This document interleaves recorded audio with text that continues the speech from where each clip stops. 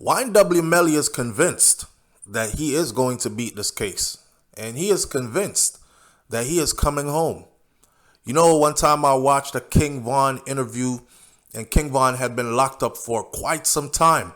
And they asked King Von, how do you stay positive in all that? And King Von looked dead into the camera and he said, you have to stay positive. Matter of fact, you can't believe at all that this is where you're going to be. You have to know within your mind that you're going to come out. Whether you come out or not, you got to know that you're going to come out. Now, if you end up being in there, then you just deal with yourself being in there, but you still keep the mindset that you're going to come out. If you remember, YNW Melly had linked up with King Von not too long before King Von's passing, and they probably shared the same type of mentality. You understand? We're talking about juveniles who had been through the system, or young men who had been through the system since they were juveniles. They know what it's like to be locked up. They know what it's like to be, I would even go as far as to say, institutionalized mentality, where you learn to speak with your hands and fingers doing signs called stacking when you cannot speak to somebody with words. It's a whole different language, and it's not traditional sign language, which is used by deaf and mute people, but it's their language, which a lot of the times are used with gang members and so on and so forth. Anyhow, YNW Melly wrote a letter to his father, and he told his father that he's sure he's coming up out of there. Before I get into that letter, though, I actually saw another interview where YNW Melly's actual real father did an interview, and he spoke about YNW Melly's mother and how she had him when she was pretty young, right? And the relationship didn't work out between them two, but she had a boyfriend that would abuse YNW Melly. And he says that he thinks that that has something to do with the way how Melly turned out. Because from a young age, he had to say to himself, well, I got to defend myself out here. And he had a chip on his shoulder. Plus, he wasn't a big guy. He was a small guy. YNW Melly has voiced his belief that he'll be vindicated on this double murder homicide he has been accused of if he were to be retried on the same charges. Now, we all know that he is going to be retried on the same charges. Today is October 5th. His new trial starts October 9th, a few days away, 4 days away. And this is after he went to trial already, and it ended in a mistrial. Now, in a letter that was written to his father that was made public on Tuesday, October 3rd, 2 days ago, Melly remained stoic while detailing his circumstance, which has left him incarcerated for nearly the past 5 years. I know there are a lot of YNW Melly fans who are like, damn, what happened to innocent till proven guilty? That man been locked up for almost 5 years. Since he was 19 years old, he's 24. He's like growing up behind bars. That man didn't do it, or he should at least be allowed to be free on bail, on bond, and fight it from the outside. And then if he is found guilty at trial, then he is locked up and punished. But we got to understand how the system works, right? When you got a lot of money and you got a lot of clout, a lot of yes men around you, and then they can prove that you probably do belong to an organization like a gang affiliation type stuff, and you can influence the way your case goes, whether it's through witness tampering, bribing people, intimidating people, or even the ultimate, killing people and making witnesses disappear. They'll keep you locked up until your trial is over. Furthermore, in the YNW Melly case, if you've watched the first trial all the way from the beginning to end, you got to say to yourself, damn, that's a lot of evidence that points to him. So the state has a reasonable suspicion that his level of guilt in this is pretty high and that he will be convicted at trial. So they're keeping him locked up. I know it's hard for a lot of people to understand, but that's the way it is. Anyways, back to his letter. He said, in his letter to his father, he said, I wouldn't change nothing about my life, not even the 4.5 years I spent in this dark shithole. The Mixed Personalities rapper wrote to his father, I wouldn't change nothing about my life. Oh, hell nah. If you ask me after being locked up for 4.5 years if I would change anything about my life, I think the first thing I would say is I would try to get back my 4.5 years. I would make sure I never had to spend 4.5 years locked up. I'm a dude. I'm a guy. I'm a man. I'm locked up in my prime age, becoming a man, 19 to 24 already, with a bunch of other guys.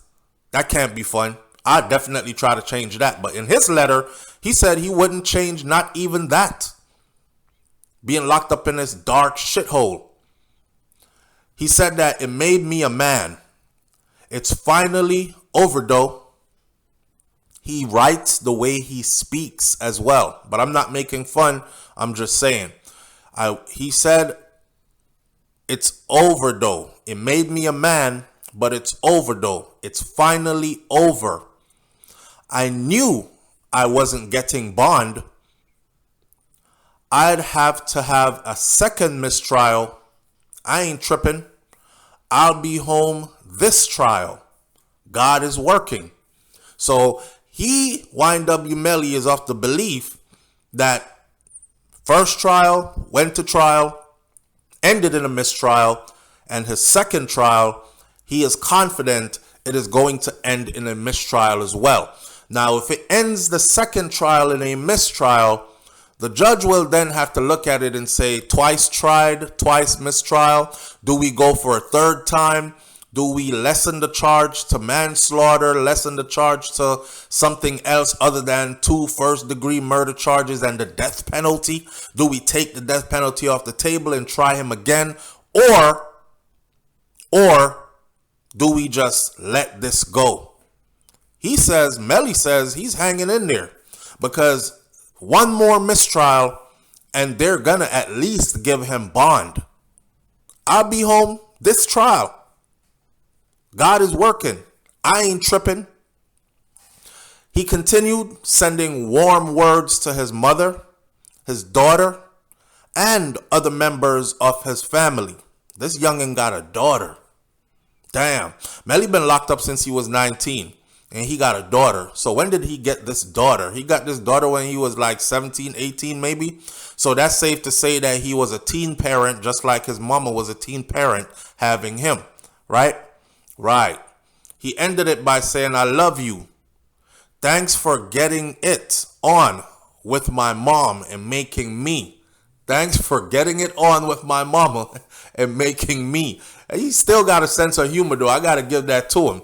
He says, tell Bree I love her and her daughter. Tell Doya I love him. And tell Makaya I love her. I can't wait to see y'all. We gonna hang. Love, man. Damn.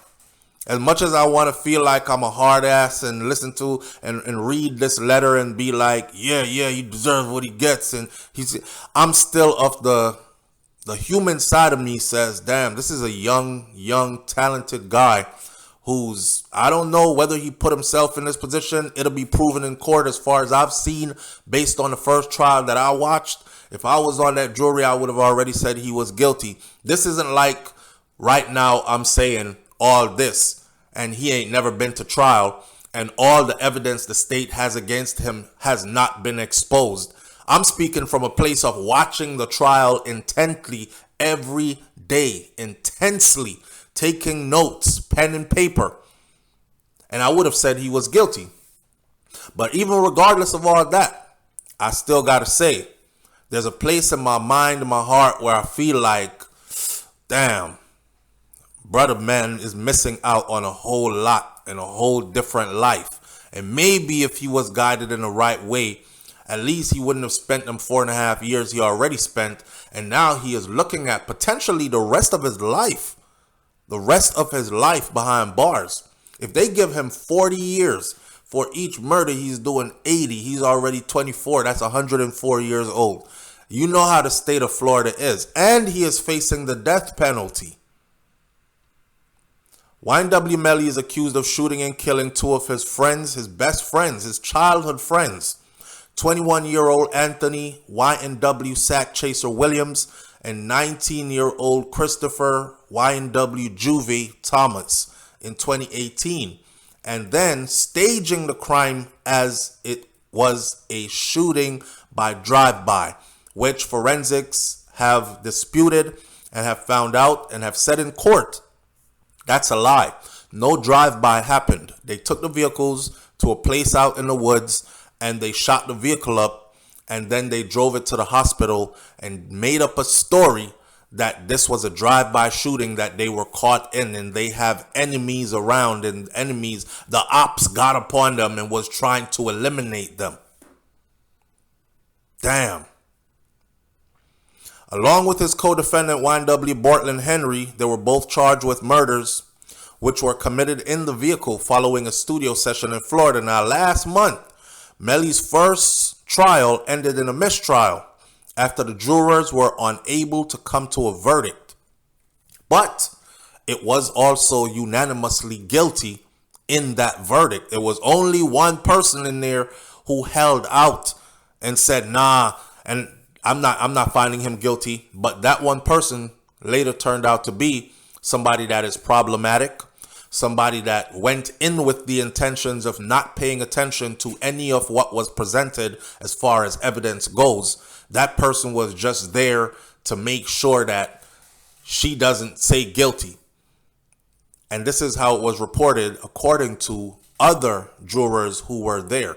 They can't speak to the jurors while the case is going on. But once the case is ended, media houses can certainly do interviews with these jurors. And that is exactly what they did. They did some interview with the jurors, and the jurors didn't want their faces shown for all obvious reasons.